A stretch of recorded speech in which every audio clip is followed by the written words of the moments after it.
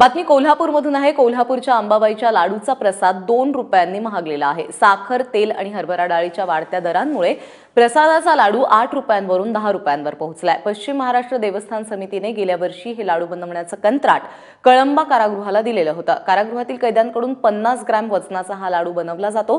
गेल्या वर्षभर हा लाडू 8 रुपयांनी विकला जात होता। मात्र गेल्या काही महिन्यांपासून साखर, तेल, हरभरा डाळीच्या किमती वाढल्यामुळे देवस्थानकडून एका लाडूला 9 रुपये दिले जातात, तर भाविकांना हा लाडू 10 रुपयांनी विकला जातोय। दरम्यान लाडूचा दर्जा चांगला असल्यामुळे किंमत वाढली तरी भाविकांचा प्रतिसाद चांगला असल्याचं सांगितलं जात आहे।